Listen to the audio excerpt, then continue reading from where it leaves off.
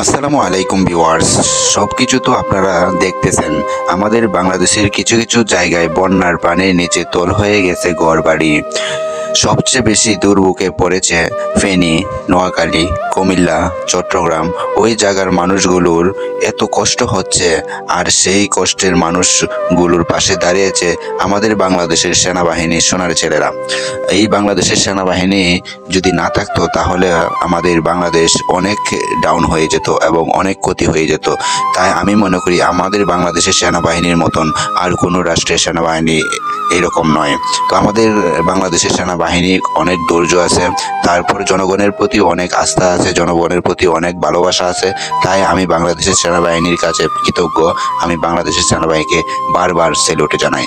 আর দেখুন তো, ইন্ডিয়া প্রতি বছরে আমাদেরকে ইন্ডিয়ার পানি ছেড়ে আমাদেরকে ডুবানোর চেষ্টা করে, কিন্তু পারে না। তো তার যাই হোক, তারপরেও যতটুকু আমরা কষ্ট পেয়েছি, ইন্ডিয়া প্রতি বছরে বছরে এইভাবে আমাদেরকে পানি ছেড়ে অনেক কষ্ট দেয়। দেখুন কত পরিমাণ পানি আসতেছে, যে এরকম পানি আর কখনো দেখি নাই। যে ঘরের টুয়ের উপর দিয়ে পানি চলে, ঘরের উপর দিয়ে পানি চলে, গাছের উপর দিয়ে পানি চলে। তো মানুষ কিভাবে বাঁচবে?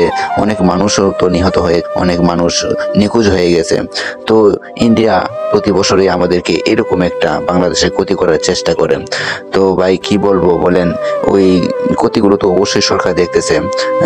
আমি ডক্টর ইউনূস স্যারের কাছে বিনয় অনুরোধ করছি, প্লিজ আপনি একটা কিছু করুন। আপনার একটা কিছু করার সম্ভাবনা আপনার আছে, আপনার সামর্থ্য আছে, একটা কিছু করার সামর্থ্য আছে।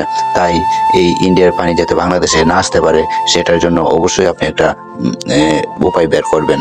তো যাই হোক, সবাই যে যেখান থেকে পারেন সেখান থেকে ওই বন্যার কবলিত মানুষদের পাশে দাঁড়াবেন। যত টাকা দিয়ে পারেন, 100 টাকা, 200 টাকা, 500 টাকা, 1000 টাকা, যে যেমনি পারেন এভাবে তাদের পাশে দাঁড়ান।